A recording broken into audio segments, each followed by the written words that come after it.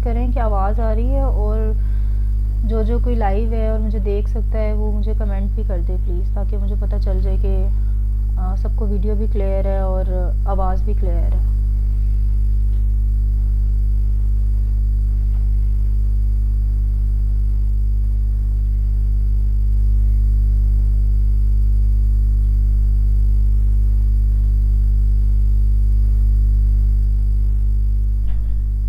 मुझे कमेंट करके प्लीज़ बता दें कि आवाज़ आ रही है या नहीं आ रही।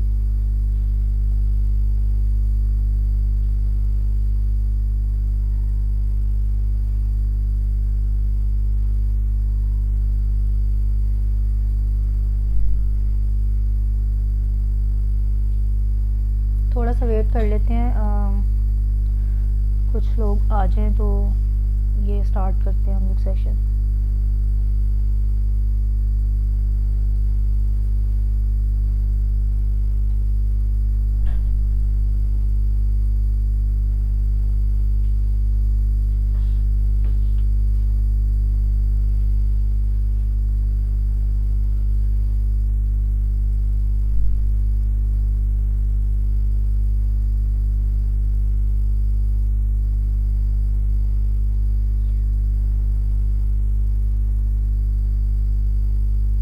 अगर आप लोग को वीडियो क्लियर है और आवाज़ भी क्लियर है तो प्लीज़ इस पे कमेंट कर दें, जो जो लोग इधर देख रहे हैं।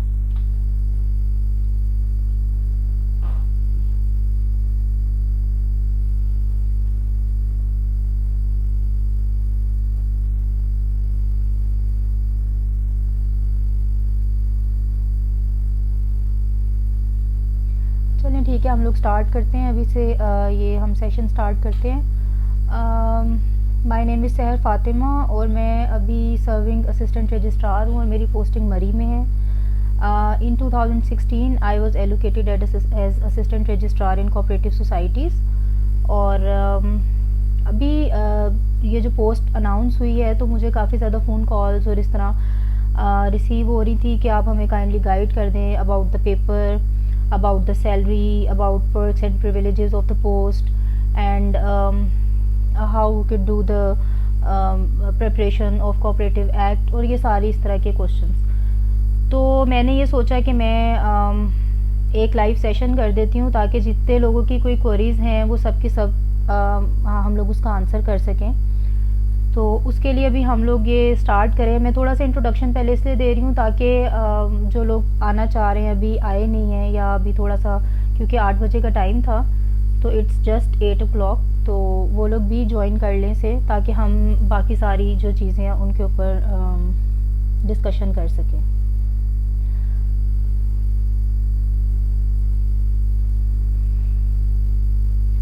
अच्छा जी, तो सबसे पहले जो हम लोगों को एक बेसिक क्वेश्चन जहन में आता है अबाउट दिस पोस्ट, तो वो बेसिकली ये आता है कि ये जॉब क्या है, क्योंकि हम लोग बहुत ज़्यादा इसके बारे में नहीं अपनी डेली लाइफ में सुनते। जैसे कि एक असिस्टेंट कमिश्नर के बारे में सुन लेते हैं, पीएमएस के बारे में सबको पता है, सीएसएस के बारे में सबको पता है। तो ये बेसिकली जो पोस्ट है ये ग्रेड 17 की पोस्ट है, जो कि आप लोगों ने जब अप्लाई किया तो आप लोग को तब भी इसका आइडिया होगा, और पंजाब गवर्नमेंट के ही एम्बियंस में है ये। तो परमानेंट जॉब है और इसके जो इख्तियारात हैं और जो सारी चीज़ें हैं वो भी अगर आप इसका एक्ट पढ़ेंगे, जब आप तैयारी करेंगे तो आपको खुद से भी आइडिया हो जाएगा, वो काफ़ी एक्सटेंसिव है। अब डिपार्टमेंट जो है, डिपार्टमेंट कोऑपरेटिव सोसाइटीज़ जो है वो इसलिए बहुत ज़्यादा अगर आप लाहौर में देखें, पिंडी में देखें, और इसके अलावा आप मुल्तान में, गुजरांवाला में देखें, तो ये एक वेल नोन डिपार्टमेंट ही है। और हमारे डिपार्टमेंट में हर टाइप की सोसाइटी को डील किया जाता है रिलेटेड टू दी हाउसिंग, उसके बाद agriculture, dairy farm, farm service centres, commission shops, इस तरह की बहुत सारी चीज़ें जो हैं वो इसी डिपार्टमेंट का पार्ट है। तो पहले हम डिस्कस करते हैं कि ये पेपर, ये जो पेपर्स हैं ये कौन कौन से पेपर्स हैं, ये कौन कौन से पेपर्स होंगे। तो सबसे पहले इसमें हमारे पास एक इंग्लिश का पेपर होता है, इसमें English essay, English precis, essay and composition, both papers एक ही पेपर में लिए जाते हैं। ये 100 मार्क का पेपर होता है, 50 मार्क्स का आपके लिए एसे आता है और आपने उस ऐसे को उसी फॉर्मेशन के ऊपर करना होता है जैसे आप एक CSS या PMS या किसी भी पेपर के सब्जेक्टिव पेपर के ऐसे की तैयारी के लिए एक ऐसे प्रिपेयर करते हैं। तो आपकी इंग्लिश बेहतर होनी चाहिए, अच्छी होनी चाहिए, उसके सेंटेंस स्ट्रक्चर में कोई इशू नहीं होना चाहिए, इस तरह की चीज़ें जो हैं उसमें नहीं होनी चाहिए। सेकेंडली इसमें आपका प्रेसी होता है, 50 मार्क्स का जो बाकी पेपर है वो कॉम्पोजिशन का पेपर होता है, उसके अंदर प्रेसी है और आपके जो बाकी जैसे पेयर ऑफ वर्ड्स आ जाते हैं, कभी आपके आ जाते हैं उसमें पेयर ऑफ वर्ड्स होते हैं, उसके अलावा बाकी जो भी कॉम्पोजिशन की चीज़ें होती हैं, करेक्शन होती हैं, सेंटेंस करेक्शंस, ये सारी चीज़ें उसके अंदर आपकी इंक्लूड होती हैं। सेकेंडली एक पेपर इसका होता है उर्दू का पेपर। उर्दू में भी ऐसे और प्रेसी पेपर, उर्दू ऐसे एंड उर्दू कॉम्पोजिशन बोथ जो होती है वो आपकी एक ही पेपर के अंदर होती है। नॉर्मली जैसे इंग्लिश ऐसे इंग्लिश प्रेसी का पेपर अलग अलग होता है, इस तरह उर्दू का भी पेपर एक ही होता है। 50 मार्क्स का आपने उसमें ऐसे लिखना होता है। अब उर्दू के ऐसे में लोगों को प्रॉब्लम होती है कि हम उर्दू में क्या लिखें, तो उर्दू में आप लिख सकते हैं इसी तरह से ऐसे लिखते हैं, उसकी एक आउटलाइन आपने जनरेट करनी होती है जैसे एक इंग्लिश के ऐसे की जनरेट करते हैं। उस आउटलाइन के बाद आप सेकेंडली उस हर आउटलाइन को एलेबोरेट करते हैं, उसे डिस्कस करते हैं with your points and examples. तो उसको भी आपने उसी तरह डील करना होता है जैसे कि एक इंग्लिश के ऐसे को डील करना होता है। फिर एक तलखीस आ जाती है जो कि जिसको हम इंग्लिश में प्रेसी बोलते हैं, तो उसकी तलखीस आपने पैराग्राफ की करनी होती है। इसी तरह उर्दू की जुमले होते हैं, जुमलों की दुरुस्तगी होती है वो आती है। वो आपको ये छोटे छोटे कुछ पार्ट्स ऐसे हैं जिसको अगर आप अच्छी तरह प्रिपेयर करें तो आप उसमें नंबर गेन कर सकते हैं। फिर एक आपका जो एक पेपर है जो लोगों को बड़ा मुश्किल लगता है वो है कोऑपरेटिव एक्ट का पेपर, जो कोऑपरेटिव एक्ट से रिलेटेड है। ये पेपर 100 मार्क्स का है और इस पेपर में आपके MCQs होते हैं और इसमें नेगेटिव मार्किंग भी होती है। 0.25 मार्क्स की जो नेगेटिव मार्किंग है वो होती है अगर आपका एक गलत हो जाए।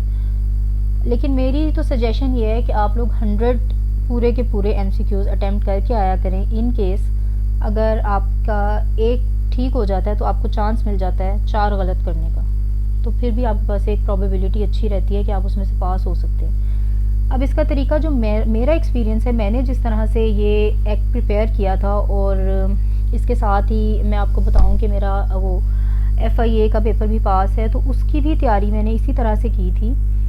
असिस्टेंट डायरेक्टर FIA, उसको भी मैंने इसी तरह से प्रिपेयर किया था कि एक एक्ट लिया, उस एक्ट को जो इसका बेयर एक्ट होता है उसको मैंने एक एक पेज एक एक सेक्शन उसे खुद ही रीड किया और उसके MCQs बना लिए। अब जब उसके मैंने हर तरह से MCQ बनाए तो जब पेपर में जिस तरीके से भी मुझे उसका MCQ आया था वो मुझे प्रिपेयर था। अब ये 100 नंबर है, इस 100 नंबर के लिए आप इसकी तैयारी इसी तरह से करें जैसे आप ये समझें कि आप CSS के या PMS के 12 पेपर्स की तैयारी करते हैं, तो उस पर आप कितना टाइम देते हैं। तो ये भी ग्रेड 17 की पोस्ट है। हमारी गलती यहाँ पर होती है कि हम समझते हैं कि हमने अप्लाई कर दिया है और हम किसी शॉर्टकट से इसमें पास हो जाएंगे। तो मेरा नहीं ख्याल कि आपके किसी भी सक्सेस के पीछे कोई शॉर्टकट होता है। मेरा एक्सपीरियंस ऐसा नहीं है, मेरे लिए कोई शॉर्टकट नहीं था।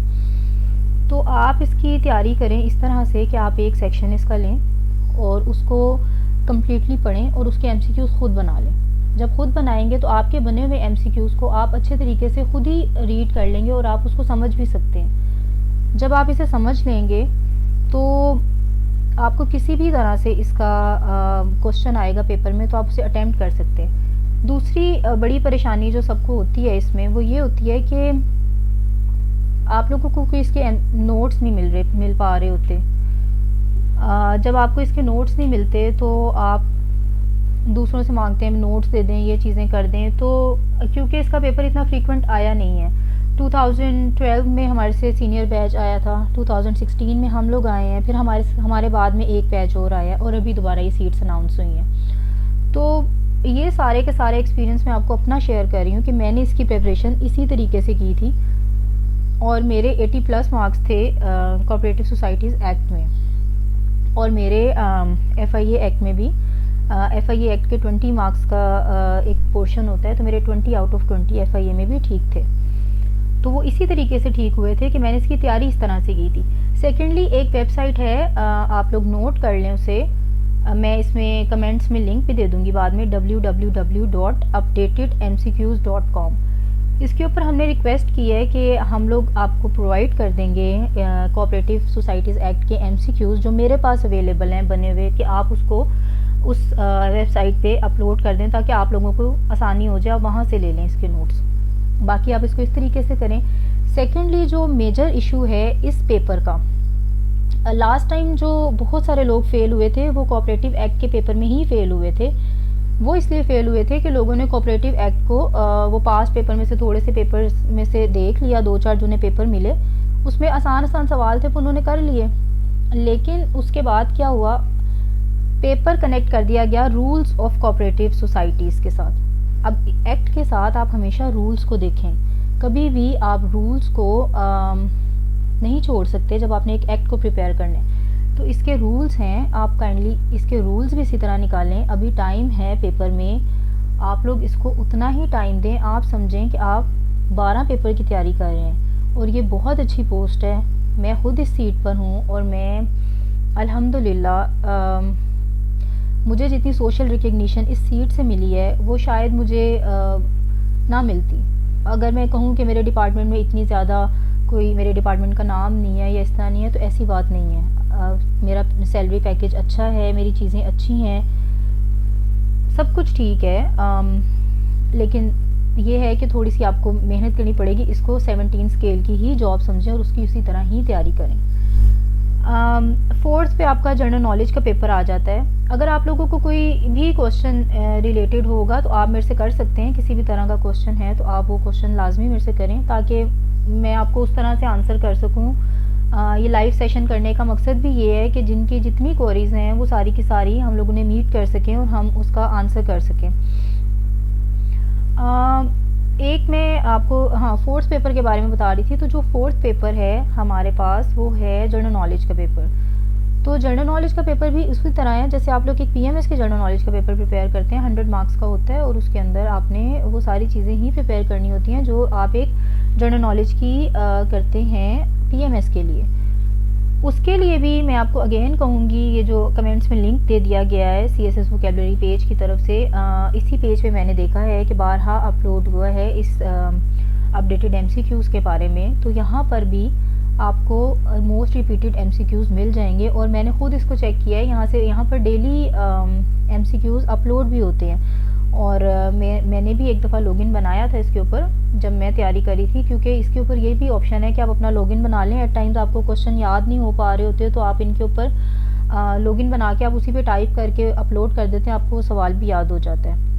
तो ये मेरे अपने वो जो इजाद किए हुए कुछ शॉर्टकट्स होते हैं। तो मेरा शॉर्टकट ये है कि मुझे जो चीज़ नहीं आ रही होती वो मैं टाइप करके या स्टेटस लगा देती हूँ या कहीं टाइप कर देती हूँ, फेसबुक पे टाइप करके कर देती हूँ, वो फिर माइंड में रहती है। मोहम्मद मुजम्मिल हुसैन ने क्वेश्चन पूछा है, can you give some guideline about syllabus में।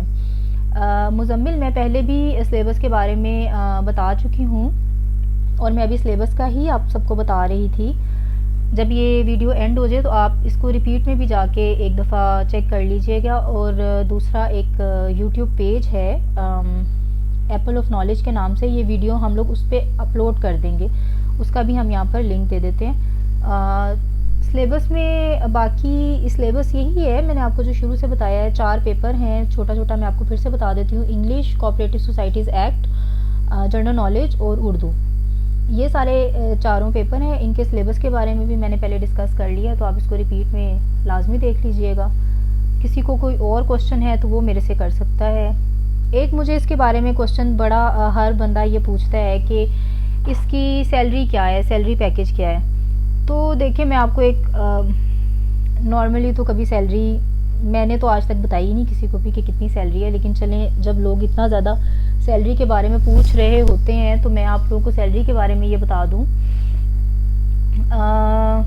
कि सैलरी हमारी जो ग्रेड 17 की सैलरी होती है सबके लिए, पंजाब गवर्नमेंट के जितने भी एम्प्लॉयज़ हैं उन सब के बराबर वही हमारी सैलरी है। और हमारी असिस्टेंट कमिश्नर से या फेडरल वालों की सैलरी से हमारी कम होती है, क्योंकि उन्हें अलाउंस मिलता है, एग्जेक्टिव अलाउंस और इस तरह के अलाउंस मिल जाते हैं। आमना अक़दस आपने पूछा है कि कोई बुक्स मैं रिकमेंड कर दूं प्रिपरेशन के लिए, तो हाँ, इंग्लिश के लिए आप एक केमिकल इंग्लिश के नाम से बुक है, मैं यहाँ पे उस बुक का दोबारा से लिंक शेयर कर दूंगी। वो बुक आप पढ़ सकती है इंग्लिश कंपोजिशन के लिए, और वो बुक प्राइम मिनिस्टर ने भी रिकमेंड की है अभी कि वो बुक बड़ी अच्छी बुक है, और वैसे भी उसने रिकॉर्ड भी कुछ ख़त्म किए हैं, कुछ बेस्ट सेलिंग बुक्स के इंग्लिश ग्रामर से रिलेटेड। वो पाकिस्तानी राइटर ऑथर की बुक है, आप एक दफ़ा उसे ज़रूर देखें। दूसरा कोऑपरेटिव एक्ट की जो आपने तैयारी करनी है, तो मैंने जैसे आपको पहले बताया कि वो बेयर एक्ट से ही तैयारी करें, उससे ज़्यादा अच्छी तैयारी किसी जगह से नहीं हो सकती। वो बहुत छोटा सा एक्ट है, मेरे पास यहाँ पे मैं आपको दिखा देती हूँ, मैंने प्रिंट में भी निकाला हुआ है। ये इतने से इसके नोट्स होंगे, ये आप देख सकती हैं, ठीक है। ये इतने से नोट्स हैं, आप इनको डेली भी पढ़ेंगी अगर, तो पेपर आने तक आपका आई होप सो कि आप तब तक इसको कम्प्लीटली अंडरस्टैंड कर सकती हैं। रिक्वायरमेंट सिदरातुल मुंतहा ने रिक्वायरमेंट पूछी हैं, तो बेसिक रिक्वायरमेंट तो आपकी इसमें ग्रेजुएशन है आपकी, वो होनी चाहिए। बाकी कोई बेसिक आपकी एज सच कोई मेजर रिक्वायरमेंट नहीं है। आपकी एबिलिटीज़ हैं कि आप अपने रिटन पेपर को पास कर सकें, और उसके बाद फिर आपके जब इंटरव्यू में होता है तो आपकी जितनी भी आपकी पॉजिटिव और प्लस पॉइंट्स होते हैं, आपकी अचीवमेंट्स होती हैं, वो ऑब्वियसली वो तब मैटर करती हैं। लेकिन अभी बेसिक रिक्वायरमेंट तो वो जो गिवन रिक्वायरमेंट में आई थी आपकी, बस वही है। अगर आप उसके लिए एलिजिबल हैं अप्लाई करने के लिए, तो वो आप अप्लाई कर सकती हैं।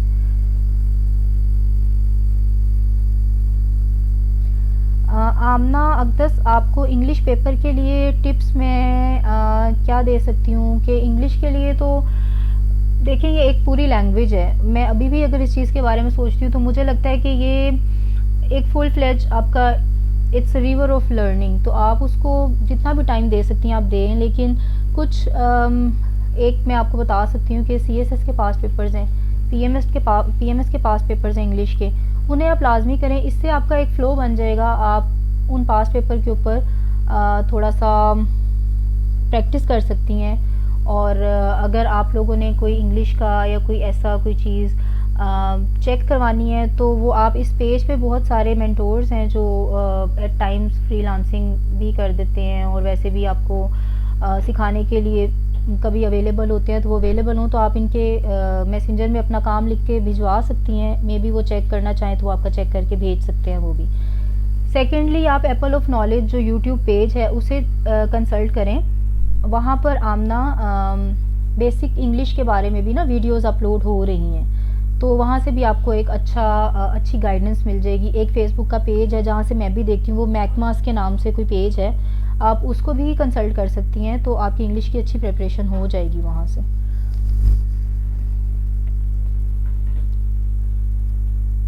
फर्दर कोई क्वेश्चन पूछना चाहे तो वो भी मुझसे क्वेश्चन कर सकता है इस पेपर से रिलेटेड। और अभी तक तो जो क्वेश्चन मुझे किए गए थे उनके मैंने आंसर इस वीडियो में कर दिए हैं।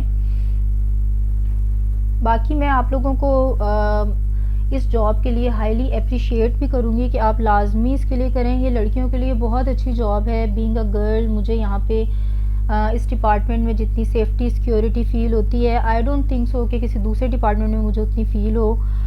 रिस्पेक्ट और बाकी सब चीज़ें हमारे डिपार्टमेंट में औरतों को बहुत ज़्यादा मिलती हैं। अल्हम्दुलिल्लाह हम लोग एक बड़े सिक्योर एनवायरनमेंट में काम करते हैं।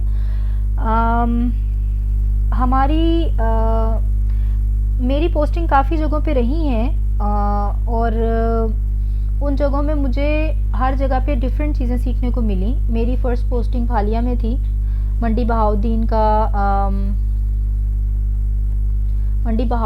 का एक डिस्ट्रिक्ट है। वहाँ से जर्नी एक स्टार्ट हुई, और उसके बाद में हमारा ट्रेनिंग कॉलेज फैसलाबाद में है, वहाँ पे हम लोगों ने ट्रेनिंग की। देन साहिवाल में मेरा कुछ टाइम गुजरा, फिर शेखुपुरा मेरी पोस्टिंग रही, लाहौर हेड ऑफिस में पोस्टिंग रही। सीनियर बड़े अच्छे ऑफिसर्स के साथ मैंने काम किया है। उसके बाद मेरी अभी पोस्टिंग मरी में है, तो यहाँ पे भी मुझे बहुत डिफरेंट चीज़ें सीखने को मिल रही हैं, यहाँ के फॉरेस्ट के बारे में, हर चीज़ के बारे में। फवाद अफरीदी ने क्वेश्चन किया है कि जनरल नॉलेज के लिए कोई बुक बता दें। तो जनरल नॉलेज की काफ़ी ज़्यादा बुक्स इसके अंदर हैं। मैथ्स का बहुत थोड़ा सा पोर्शन होता है, लेकिन होता है, बहुत इजी होता है वो। बेसिक लेवल मैथ्स होता है वो आप अगर आपको बेसिक उसमें आता है तो आप उसमें कर सकते हैं। और जनरल नॉलेज की बुक्स में बहुत सारी बुक्स अवेलेबल हैं अभी मार्केट में, लेकिन आप मेरे ख्याल से ऑनलाइन वेबसाइट्स हैं उन्हें देखें, डेली डॉन पढ़ा करें, बहुत ज़रूरी है। अगर आप किसी भी पेपर में, मेरे ख्याल से अगर आप चाहते हैं कि आप CSS, PMS, one paper, NTS, OTS, कोई भी पेपर है आप उसमें पास होना चाहते हैं, तो मेरे ख्याल से आपको डॉन नहीं छोड़ना चाहिए। आपको इंग्लिश की तैयारी के लिए, किसी की तैयारी के लिए, कुछ साल पहले जब मैं तैयारी करने वाली थी तो मुझे मेरे एक दोस्त हैं, वो अभी CSP हैं, PSP ग्रुप के हैं, तो उन्होंने तब मुझे कहा था कि आपने डॉन को समझना है कि वो बाइबल है आपके लिए और आपने इसको नहीं छोड़ना। Dawn is like a Quran for you, तो आप उसको मत छोड़ें। उसका फ़ायदा मुझे हुआ है। लोगों को शायद लगता है कि टाइम वेस्ट है, लेकिन ये टाइम वेस्ट नहीं होता। आप जब उसे पढ़ना शुरू करते हैं तो आपकी खुद से एक जो है डेवलपमेंट हो जाती है, आपकी जनरल नॉलेज, बाकी सब चीज़ें। मोहम्मद शाह जैन, आपने पूछा है कि कोऑपरेटिव मूवमेंट के पेपर के बारे में कुछ बता दूं उसकी प्रिपरेशन के लिए। तो मैंने पहले भी यही सजेस्ट किया है कि आप इसका एक्ट पकड़ें। इसके लिए कोई शॉर्टकट नहीं है। आप इसके एक्ट को डेली एक सेक्शन ले लें, उसको रूल्स के साथ देखें और उसके खुद से MCQs बनाएं। उसके जब आप MCQs बना के अपना एक नोट्स अपने प्रिपेयर करेंगे तो मेरे ख्याल से सबसे बेहतरीन आपकी तैयारी इसी से होगी। इसके अलावा अगर आप कहीं से पढ़ेंगे तो एट टाइम्स आपको पास्ट पेपर में जो सवाल होते हैं, अब इतना बड़ा एक्ट है, एक बात की कितनी ज़्यादा बातें निकल सकती हैं, तो मे भी पास्ट पेपर में वो कभी सवाल पूछा ही ना गया हो जो अब आ जाए, तो उसको आप कभी भी फिर उस तरह से नहीं कर सकते अगर आपको एक्ट की समझ नहीं है। मेरा लॉ का बैकग्राउंड नहीं है, लेकिन मेरे कोऑपरेटिव एक्ट में 80+ मार्क्स थे। वो इसी तरह थे क्योंकि मैंने इसकी तैयारी इस तरह से की थी कि एक एक सेक्शन को मैंने प्रॉपर प्रिपेयर किया था और उसकी MCQs खुद से प्रिपेयर किए हुए थे।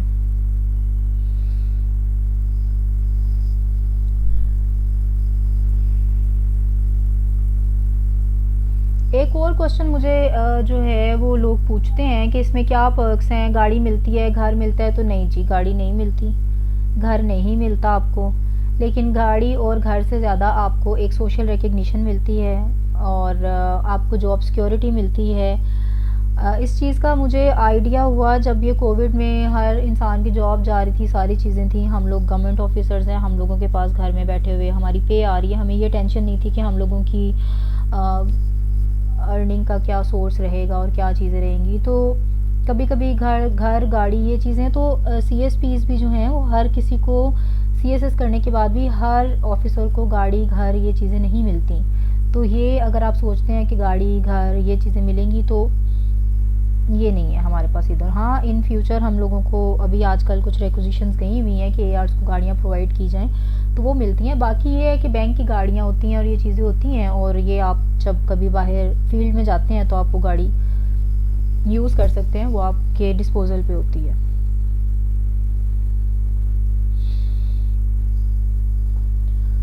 चलें जी, किसी को कोई इसके बारे में कोई क्वेश्चन है फर्दर तो वो मेरे से पूछ सकता है, अगर नहीं तो मैं लाइव सेशन को भी एंड करूँगी।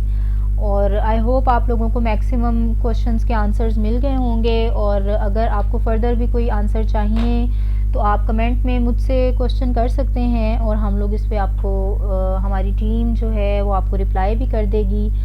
फर्दर कोई भी आपको क्वेश्चन करना हो, कोई भी इंक्वायरीज़ हैं, आप वो काइंडली आप इसमें इनबॉक्स भी कर सकते हैं, कमेंट में भी कर सकते हैं। और इस पेज के ऊपर आप अपडेट रहिए ताकि आपको जो भी रिलेटेड चीज़ें चाहिए हों वो यहाँ पे अपलोड होती हैं तो आप लोगों को मिल जाएं। और अपडेटेड MCQs एक वेबसाइट है, वो मैंने पहले भी कहा है, उसका लिंक भी शेयर किया है, वहाँ पर ज़रूर जाएं, आप लोगों को वहाँ से फ़ायदा होगा और उधर से आप लोगों को चीज़ें मिल जाएंगी। Apple of knowledge is a YouTube channel that is started with the collaboration of CSS vocabulary page, तो आप उसके ऊपर लाजमी जाकर देखें। आपको वहाँ से इंग्लिश के बारे में, कुछ जनरल नॉलेज के बारे में, रिवर सिस्टम ऑफ पाकिस्तान के बारे में, इस तरह की काफ़ी चीज़ें आपको वहाँ पे मिल जाएंगी। मेरी कुछ इंग्लिश की अपलोडेड वीडियोस हैं, वो आप वहाँ पर जाकर देख सकते हैं और आपको वहाँ से भी अगर कोई फ़ायदा मिलता है तो that is something that I would love to know about from you people, कि आप इसके बारे में मुझे ज़रूर फीडबैक दें। तुफ़ैल, आप मुझसे क्या सजेशन मांग रहे हैं, प्लीज़ आप मुझे बता देंगे, क्लियर कर देंगे। Ma'am please suggest me, what should I suggest you.